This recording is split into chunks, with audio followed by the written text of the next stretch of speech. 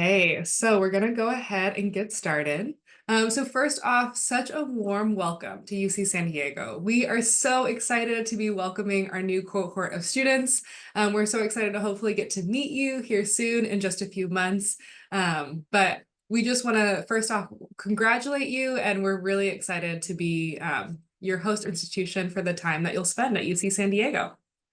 My name is Grace Fuller. I use she, her pronouns, and I serve as the Manager of International Experience and Engagement here at the International Services and Engagement Office, otherwise referred to as ISEO, and I'll let my colleague Felicia introduce herself. Hi, everyone. My name is Felicia Young, and I'm one of our international student advisors, as well as the sponsored student and special programs coordinator. And our exchange program falls underneath one of our special programs. So welcome to UC San Diego. We're so lucky to have Felicia with us here today. She's going to cover so much good information for you all. But before that, we have a few housekeeping items. So first off, you are in listen only mode, which means you can hear us, but unfortunately we can't hear you. So the main way that we'll interact together today is through that Q&A feature on your Zoom menu bar. You can go ahead and submit questions at any time, but we ask that you actually hold tight and see if your question is going to get answered during the content of today's webinar, knowing that we will have dedicated time for question and answer at the end. If for any reason we don't get your question answered, you can always reach us via icontact.ucsd.edu. And finally, we are recording. So you'll be able to view this webinar recording as well as other at inewstudentwebinars.ucsd.edu and clicking on newly admitted students. We do ask, it usually takes our team about a week for us to process the video, edit it, and then post it to our YouTube and website accordingly. But then once available, you'll have access to the webinar recording as well as all of our slides. So this is just a reminder of kind of what that Q&A feature is going to look like on your control panel. So here's a snapshot of how we'll spend our time together today. We'll do a brief overview of our office, the International Services and Engagement Office, that will likely be your main point of contact with our campus. Felicia's going to go over some steps on to apply for your DS 2019, course registration and enrollment, student health, immunization and TB requirements, housing. So kind of all the things you need and are probably already on your radar as you're prepping for your time here. We'll talk a little bit about how you can get involved, and then again, we'll have that dedicated space for question and answer. So a little bit about us.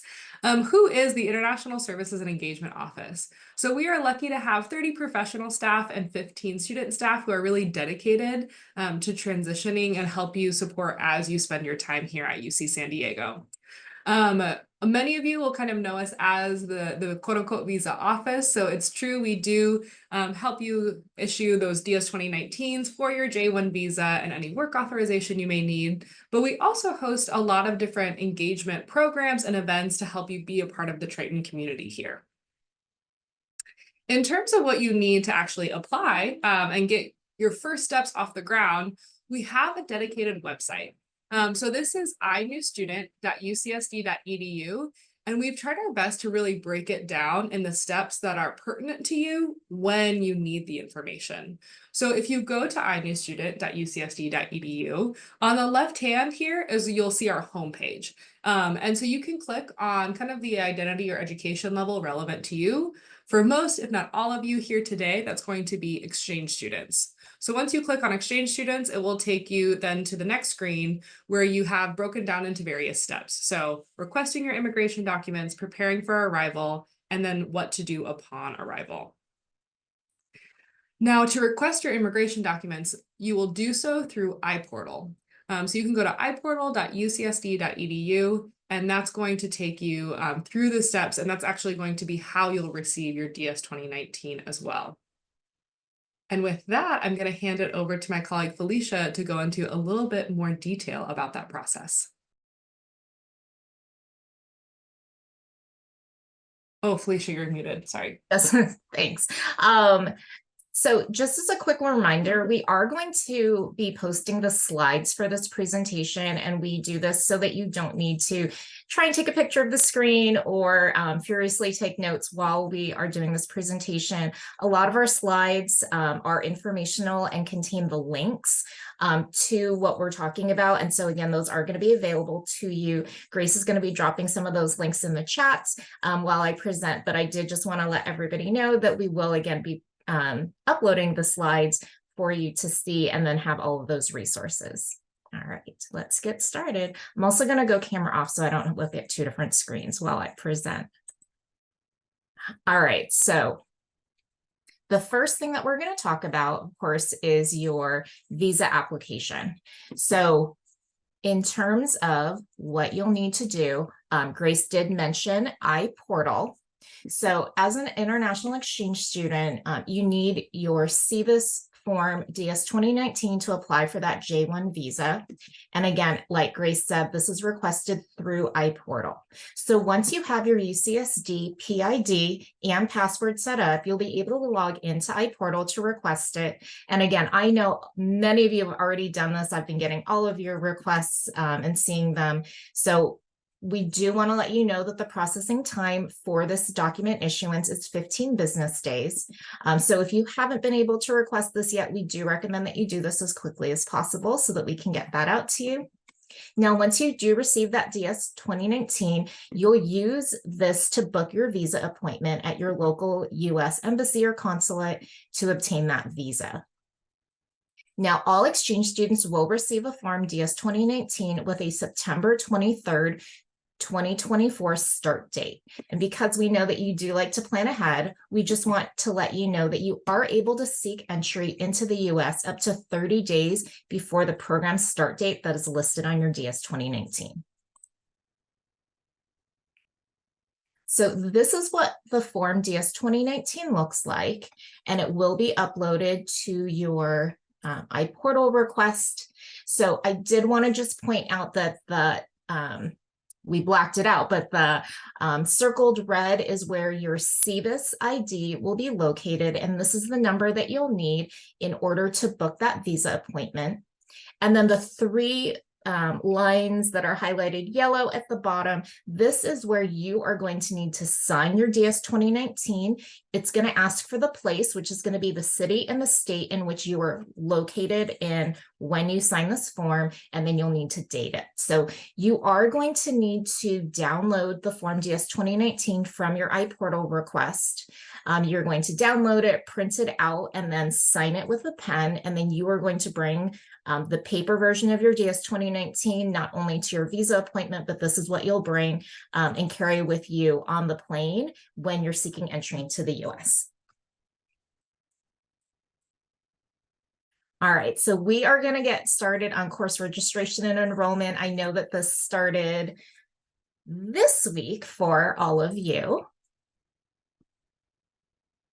So Pass 1 did begin, I believe it was Monday, and Pass 2 will begin. The start time for Pass 2 is going to be either June 4th or 5th.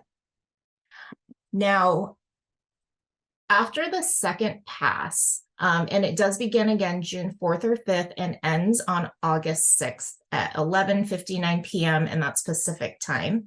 After your second pass enrollment ends, you're not going to be able to make any changes to your enrollment or your course schedule until August 24th, when enrollment reopens for all of our students. So the break period in enrollment between August 5th and then August 23rd, or I'm sorry, August 6th and August 23rd, is going to allow our incoming freshmen and transfer students to enroll in classes. So we do just want to give you those links for the enrollment checklist and the registration calendar for you to be able to review.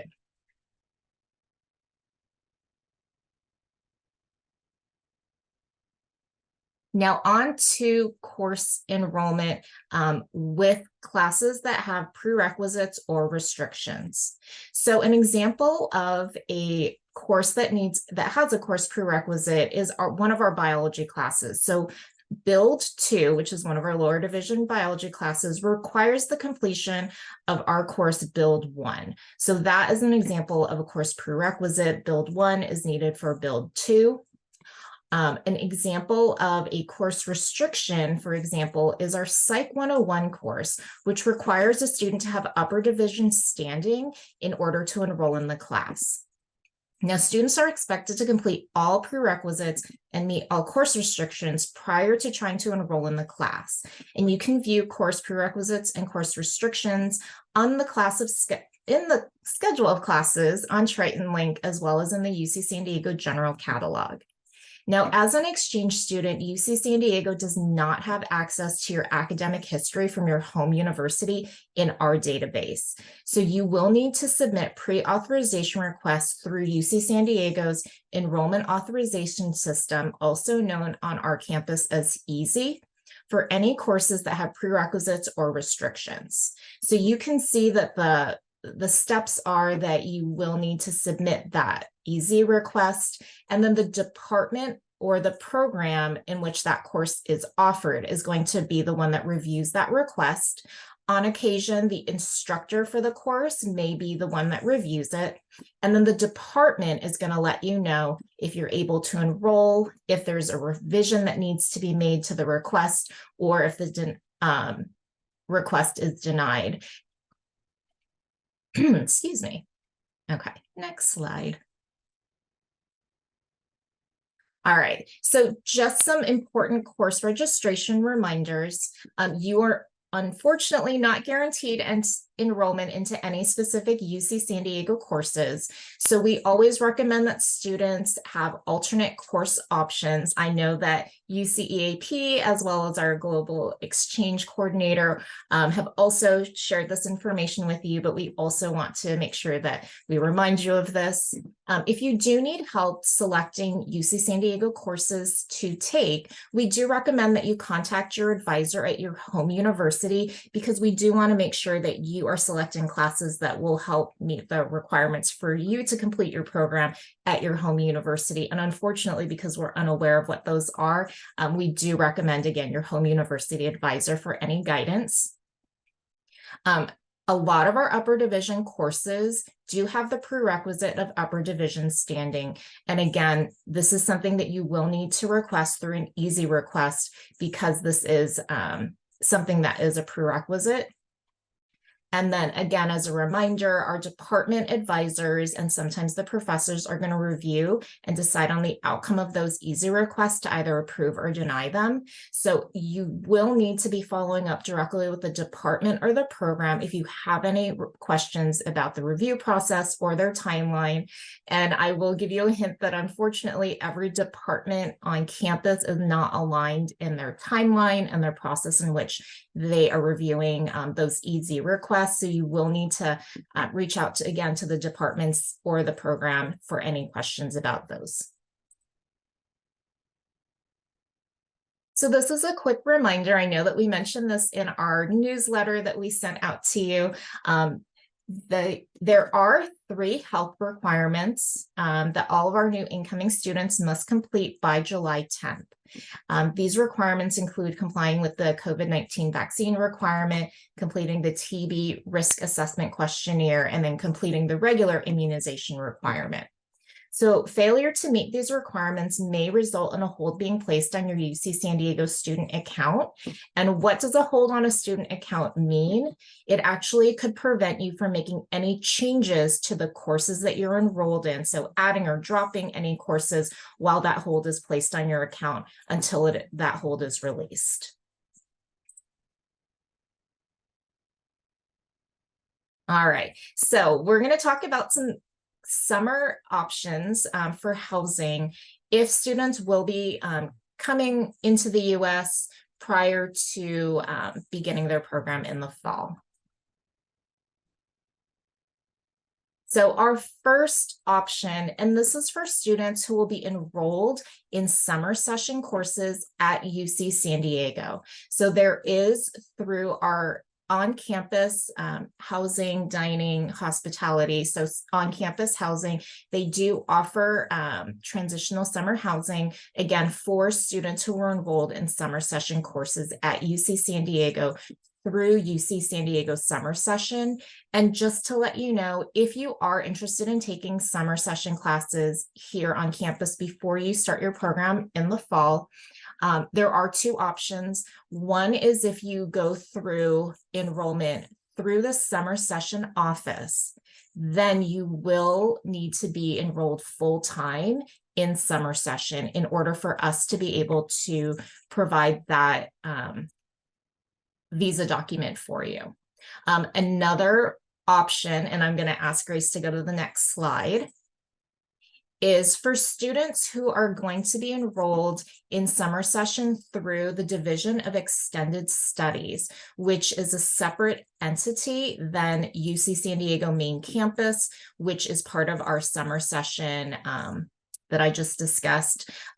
For students who are going through the Division of Extended Studies, unfortunately, I don't know all of their requirements because they are a separate entity than main campus, but I think that there may be more flexibility that does not require full-time enrollment in the summer. You would want to check with them if you're interested in doing that. And then their office would then issue you your visa document, and then you would transfer your SEVIS from Division of Extended Studies back over to main campus to begin your program in the fall. For students going through the Division of Extended Study, there is the short-term transition housing, and this is a different option that students can do, again, if they're going through extension or if they are accepted but not enrolled in summer session classes. This is the option that campus housing has. And then finally, another short-term program that we always like to tell our students about is our Solana Beach Host Family Program. So they have been around almost 20 years now, and you do need to submit an application, and they try to pair students with a host family in the United States.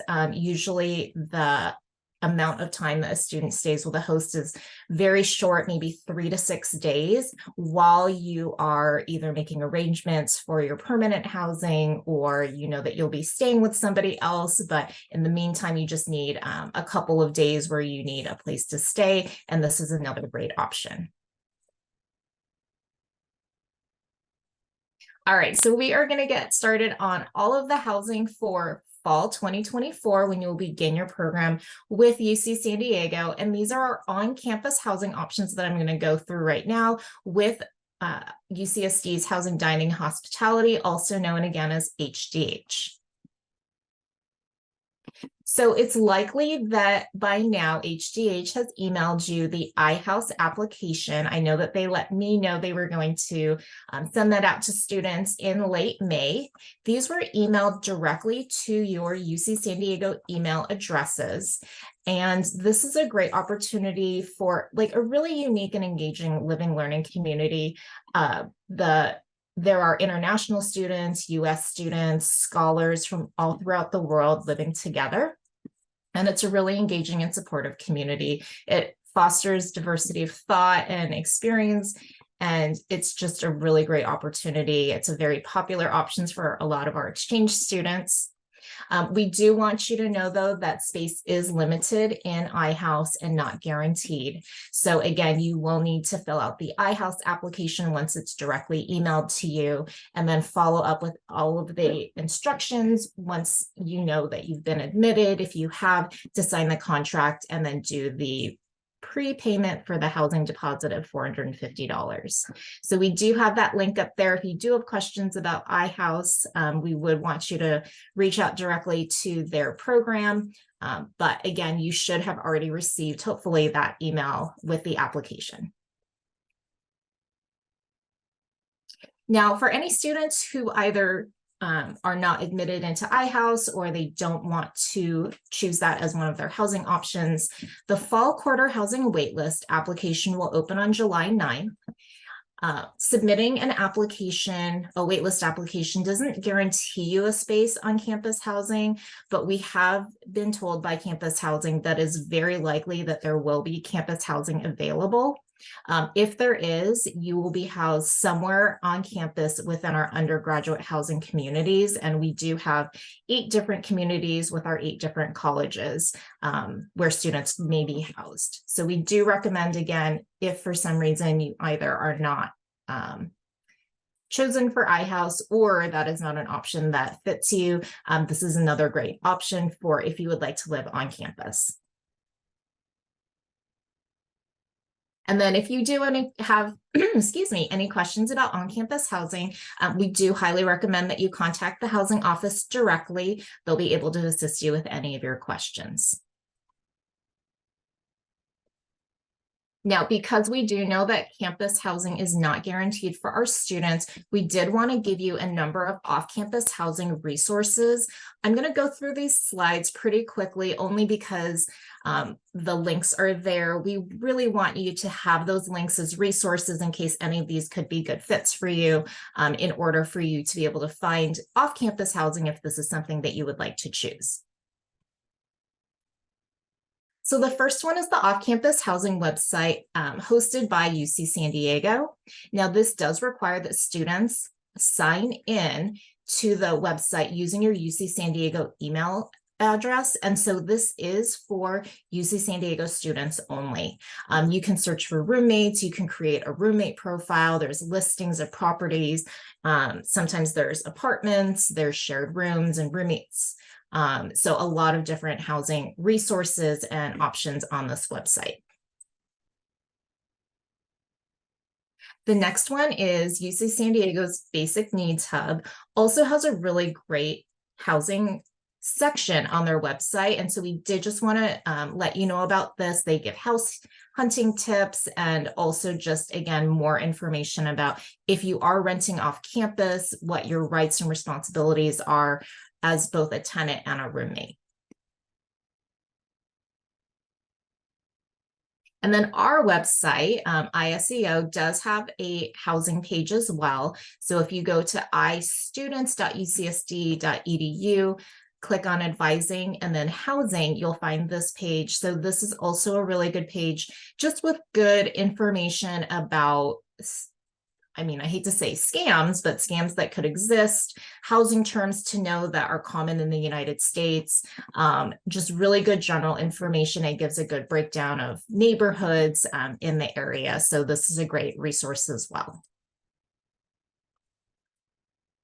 Now, these are some resources that are not affiliated with UC San Diego that we're going to go through next. And again, we just want students to have a lot of different options and resources if you do choose to live off campus. So the first one is just a number of public search platforms. So there is a UC San Diego unofficial Facebook housing group where students can go to find roommates and different housing options.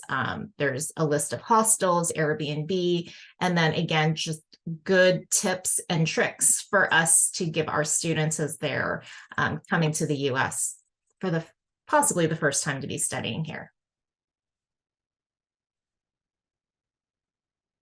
And then in terms of housing search tips, these are just things that we want students to start thinking about in terms of what is going to be the best fit for them. So are you looking to come in the summer, and you should start or already have started looking if you are planning to start and do summer school with us, or if you are planning to come in the fall, and that you should be looking this summer for a lease option, and things to think about. What location in San Diego do you want to be? Are there places that are more preferable? What is your budget? If you are living not close to campus, the transportation options of how you would get to campus, how many roommates you want, is there parking and laundry inside or outside your housing unit? So a lot of things that we just want students to think about when they're looking for a place to live. And then also other things to think about. So what is your budget and price? Again, the amenities that it might have. So do you want a yard, or do you want to be in a complex? Do you need to have parking, or is that not important? Does it need to be near a bus line? What are the leash options? So again, just things that we would like students to be thinking about when you start investigating off-campus housing. And then the last one is, if you are considering living with roommates, to think about questions that you may want to talk to roommates about when you are discussing the possibility of living together and having these conversations about when is rent due, what are the house responsibilities, what are the noise levels, and how are we going to divvy up chores to keep the house clean. So just, again, things that we would like students to just keep in the back of their mind and have these conversations with potential roommates. So next is a service. This is actually something that started, it was started by a UC San Diego student.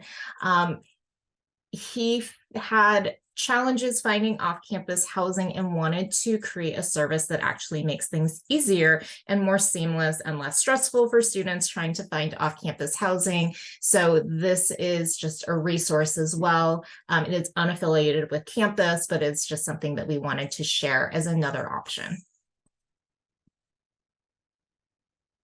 And then again, another great community partner that is unaffiliated with our campus, but we wanted to share as Room Chaser. So there's information there as well.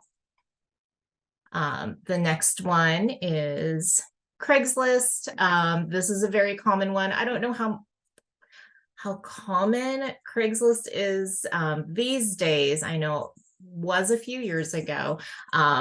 But another resource for students. We always just want to give the disclaimer that oftentimes if things seem too good to be true, it might be. So again, we just want you to be aware of all of the things that we kind of went through in terms of considerations and questions that you should be asking potential either landlords or potential roommates. And then speaking of unfortunate situations, we don't want any of our students found in unfortunate situations. So on our website for ISEO, we do have an isafety.ucsd.edu webpage that does talk about housing scams and how to try to identify them and not be put in that situation. We also on campus have student legal services that provides free legal services for our students. And so their website right there is sls.ucsd.edu. Again, this is a free service for our UC San Diego students.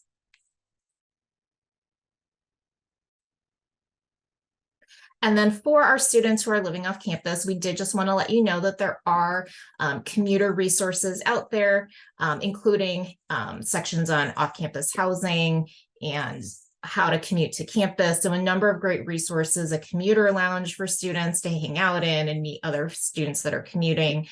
So we did, again, just want to give this as an information and a resource to you. All right, these I'm going to go through pretty quickly. We just wanted to give you an idea of the different types of apartments that are close by campus. We are not advocating for any of them. And again, we are independent from all of these, but they are popular apartment complexes that our students do live in. So they are close to campus. And again, they are just examples of options that exist out there as suggestions for you if you need a jumping off point or somewhere that you would like to start looking at. These are ones we just wanted to let you know about. So La Jolla International Gardens. Again, we tried to give you some good basic information about it because we know that you are all a little far away to be able to be looking right now. The next one is La Jolla Crossroads. And again, we're trying to give you an idea about how far away they are from campus as well. The next one is Regents La Jolla, and this one is pet friendly, although I don't know how many of you are bringing pets with you across the sea or the oceans, excuse me. La Jolla Villas of Renaissance is another one, and the last one that we are going to just give an example is Salazzo. So again, these are just examples of different housing opportunities off campus that we wanted to just give you an idea about. I am going to turn it over now to Grace, and she's going to talk about how to get involved on campus once you arrive. Thank you so much, Felicia. All right. So, a couple things I want to highlight. One is our programs. So these are our signature programs.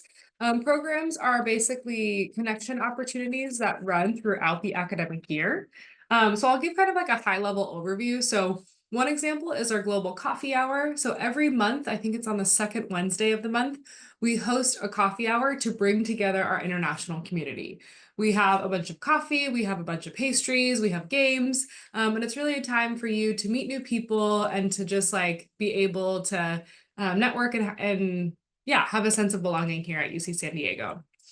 English in Action is our English conversation program. So if you are hoping to be paired with a native English speaker to practice your English skills, you can definitely sign up for English in Action to meet once a week.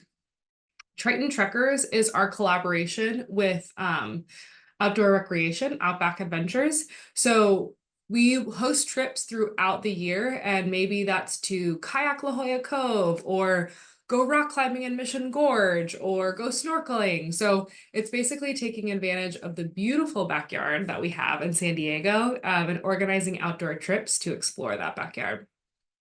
ISAC is our International Student Advisory Council. So this group meets once a month to talk about issues that are affecting the international student experience. Anyone can be a part of ISAC. iTable is our basic needs program for international students, and Intercultural Social Hour is a social once a month in the afternoon. If you're curious about any one of these programs, you can always head to iprograms.ucsd.edu to learn more.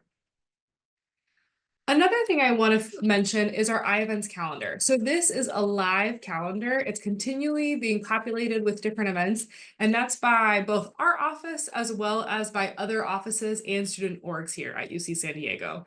So I know a lot of students will actually bookmark this page, and whenever they're curious about like what's going on campus or what to do this weekend, things like that, they'll often head to iEvents to sign up for upcoming events.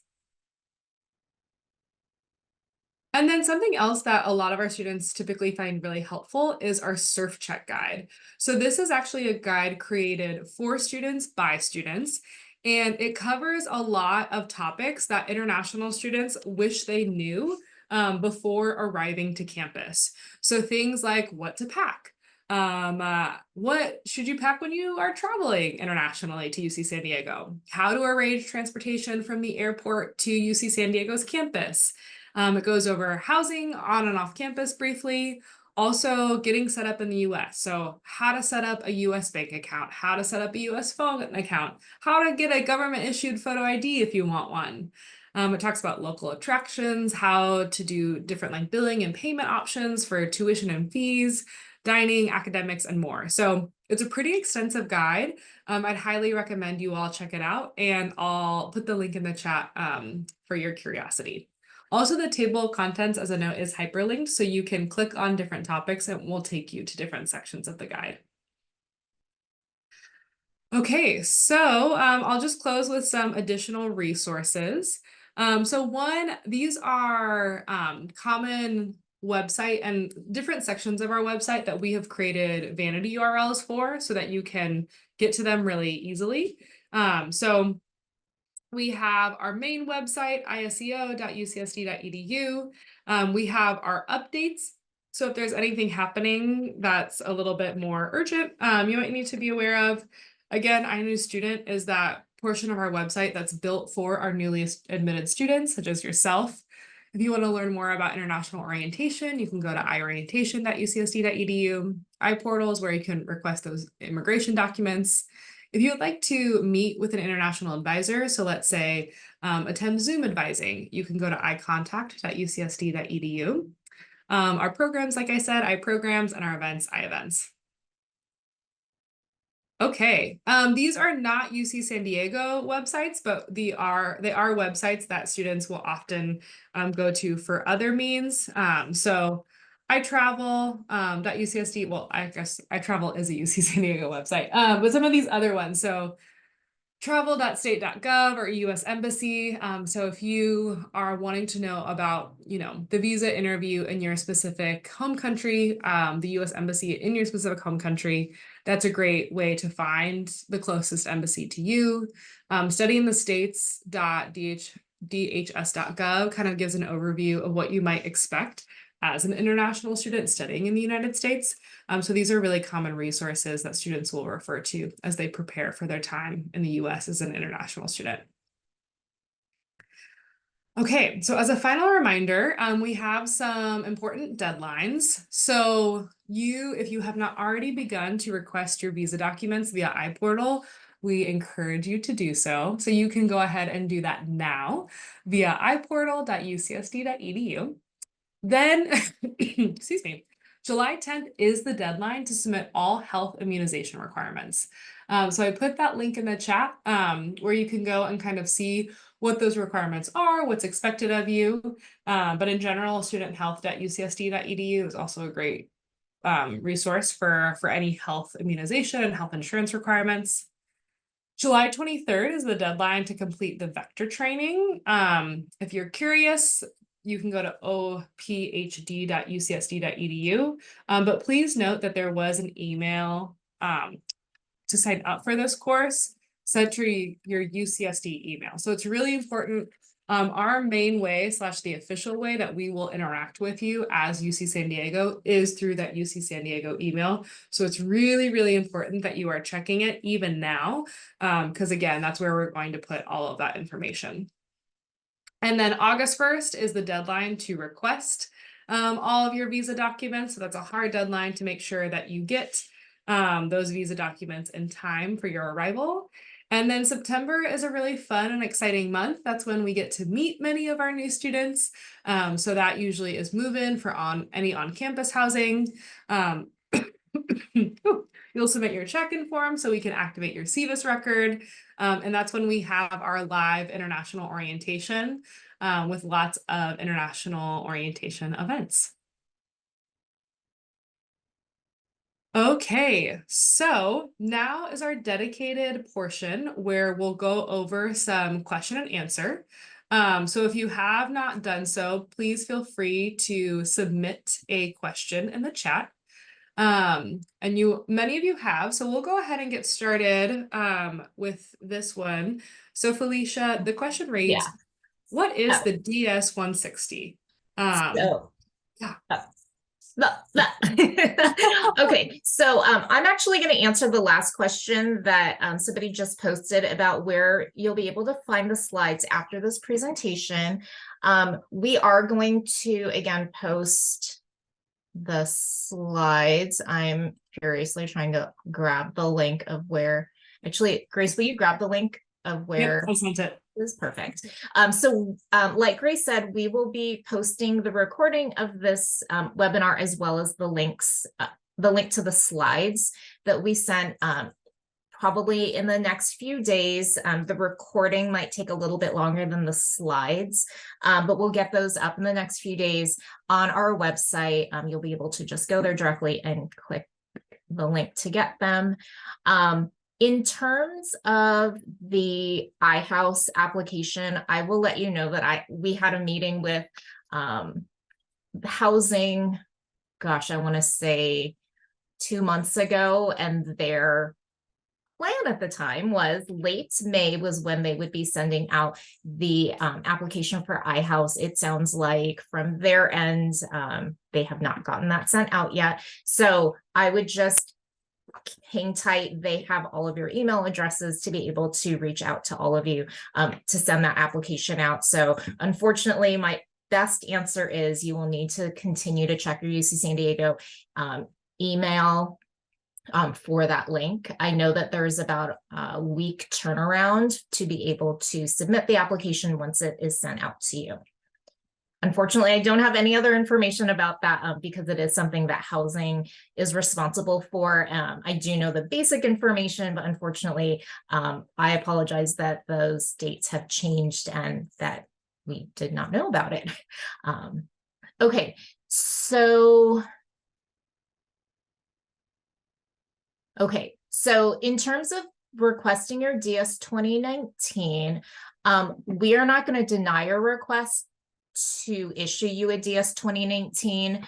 If you are one of our exchange students, we will be issuing you a DS 2019 in order for you to be able to apply to receive your J1 visa in order to start studying here in fall.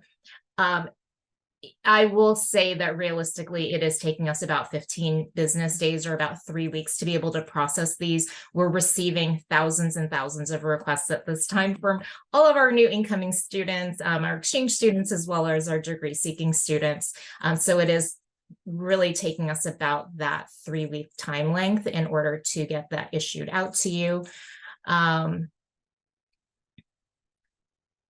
If you would like to come to the US and you have a visa, a tourist visa, yes, you could enter on that. You would then need to exit and then re-enter within 30 days using your J1 visa and your DS 2019. So yes, that is something that you could do if you'd like to come earlier and do have a visitor visa. In terms of all the fees that you are going to have to pay, there are so many of them, and unfortunately, we don't really have any control over the federal government. You will be issued your DS 2019. You will then need to pay your CVIS I-901 fee to activate that DS 2019. You will then also need to complete the DS 160, which is your visa application. I believe that there is also a fee connected to the DS 160. And then there is an additional fee for the visa appointment. So there are a number of fees that you are going to need to pay. The DS 2019 is something that we issue, and there is not a fee attached to that when you request an iPortal, but following issuance of the DS 2019 from our office, there are a number of fees that you'll need to pay to the federal government for that visa application process. Let's see. If you're a US citizen, you do not need to go through any of this process. You will just enter using your US passports. Unfortunately, housing questions, I'm not going to be a really good person to answer in terms of moving out. Once you are in your apartment or on campus housing, I would get information from campus housing, or if you are renting from a landlord, work out the details with them. Unfortunately, every situation may be a little bit different, and we don't have a lot of information in terms of move out dates for campus housing. I apologize. That's not within our wheelhouse.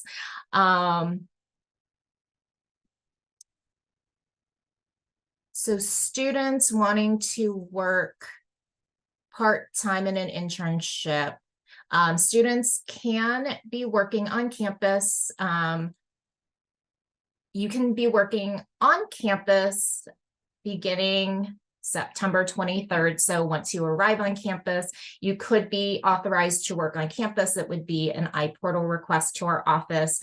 We issue on-campus work authorizations for our students. For any students who are wanting to do off-campus opportunities, whether they're paid or unpaid, you would need to wait until you've completed at least one quarter or fall quarter with us before being authorized to do any off-campus work again, or internships, whether they're paid or unpaid. Let's see. There is no fee to request the DS 2019. We are not going to send you an email personally to remind you, although you will be receiving our new student newsletters that will remind you to do this. And that is something I know Grace is part of the office with communication sent out to our students.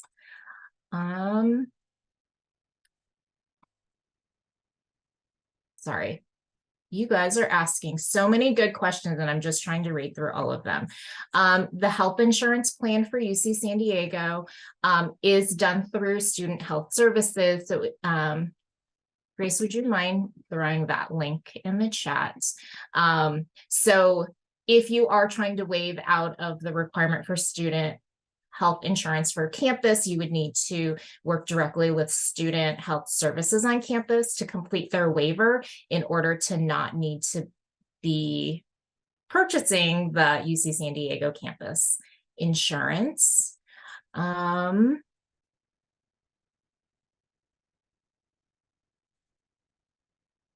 So in terms of enrollment in classes, students do need to log into your Triton Link account to look at your past days.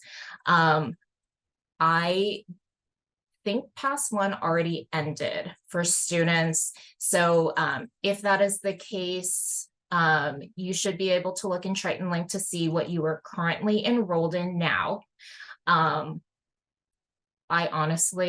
I will tell you that we are not part of academic advising. I don't know too much about when you can drop those classes and if you're going to have to wait until past two or if you can drop them now. I wish I knew the answer to that, but I don't.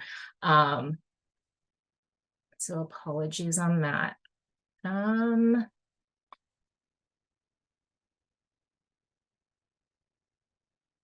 So any questions about the COVID vaccine should be sent over to our student health services. Unfortunately, we cannot answer specific questions about that requirement, other than to let you know that that is a requirement for all of our incoming students. But if you have specific questions about the form, I would highly recommend contacting them. They have a great website. It takes them, I believe, 2 to 4 days to respond to a student, but I would reach out to them directly. They can help you with any of those vaccine requirement questions.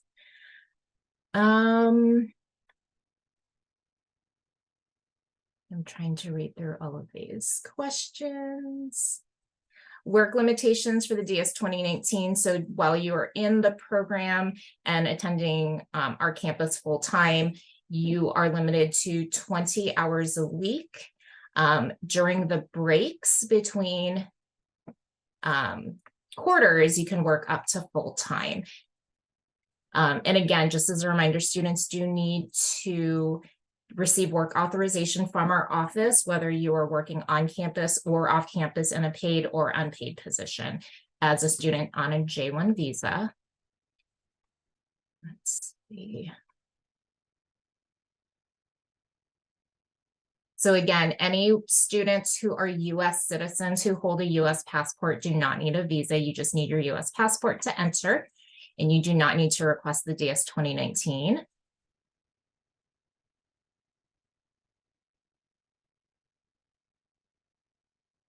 Okay, leases that accommodate students. I don't have a good question. I don't have a good answer on that. Unfortunately, we can't control things like that. I know that many of the off-campus housing resources are, when they are posting on those websites, know that they are posting for students.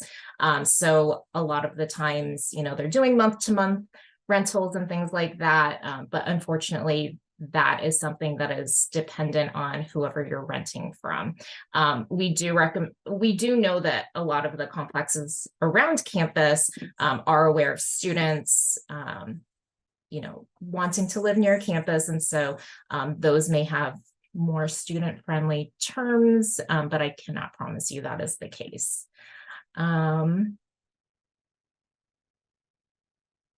So again, in terms of enrollment of classes, we did let you know when your past times are. You are not transfer students. Our transfer students are ones who have completed 2 years of their bachelor's degree at typically a community college and are transferring to our school to complete their bachelor's degree. That is what a transfer student is. As an exchange student, you will not be receiving a degree from from UC San Diego, so you're not considered a transfer student. So your enrollment, again, began this week, earlier in the week, and then will continue. Gosh, I don't remember the dates anymore, but I would check Triton Link. I know it's the beginning of June.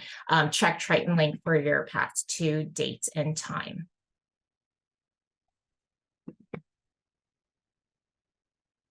All right. In terms of vector training is emailed out directly from the registrar. And I know that there is information on their website. I know that they just let us know they send it out to everyone who is part of the program. Let's see if we can. Alicia, I just dropped that link in the chat about Okay. the director training. Perfect. Okay, so that information is there. All right, let's see if we have any at the end. So generally speaking, on-campus housing in the area around campus is more affordable than off-campus housing in the area of campus. I know some of our students live a little bit further away because it can be more affordable if they're looking at off-campus housing. But if you're looking in the direct UC San Diego location, on-campus housing will definitely be more affordable than off-campus housing within the close by vicinity of campus. Okay. We have a great question from somebody that I don't know the answer to, but I know that we have some of our UCEAP colleagues with us that may know the answer. Some lab courses require additional fees along with the registration fee. And who pays that? Is it your home university or do you need to pay for it? I actually do not know the answer to that question. I'm not sure if any of our UCEAP colleagues or if you're global exchange student, Alicia Harris, who is our global exchange coordinator, is also here with us. If you have any insight into that, I'm not sure. I don't have any idea. In terms of how many courses can you enroll in each quarter, I know that during PASS 1, I believe you're allowed to enroll in up to 11.5 units. And then during PASS 2, I know there's a limit to how many units you can enroll in. And I think it's something like 17 or 18, but I know it should say somewhere in the advising guide for the campus. Anything past that limit would need to be approved by your college to go above whatever the limitation is. I apologize. I don't know the answer to that because we are not heavily involved in the academic advising portion of our students. We always have them speak to their college about those. All right. Okay, so this is great. So our UCEAP colleagues shared any fees for course materials or lab fees are the responsibility of the students. And if you have a specific question, they left their email there and then I will just put it in the chat as well. So this is, if you're an EAP student, it's going to put the email in the chat where you can contact them with any questions.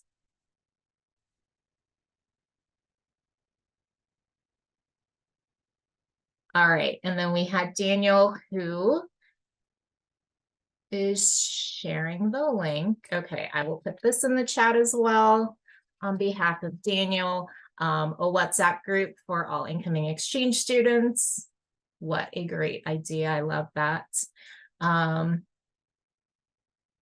So in terms of extra courses, if the college does approve students being enrolled in additional courses past the maximum that is allowable, they would work with students to give authorization in order to allow students to enroll past that limit, and the college would do that for you. So I would reach out to your college with that question.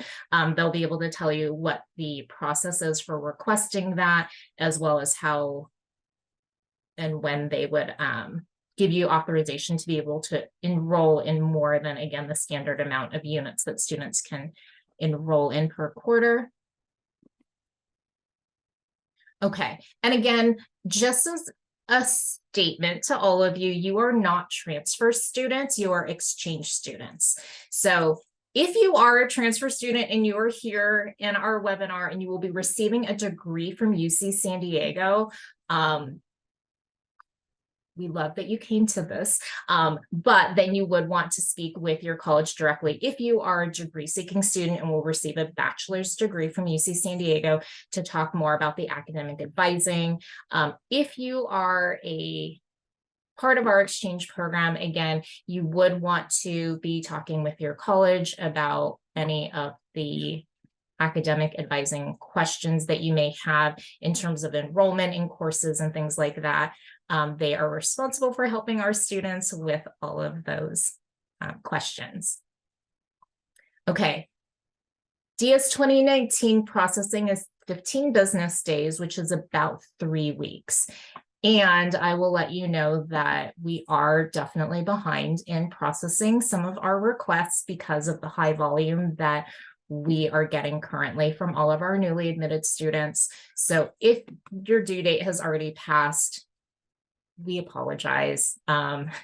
We are doing our best to try to get as many of our new visa documents out to all of our admitted students as quickly as we possibly can.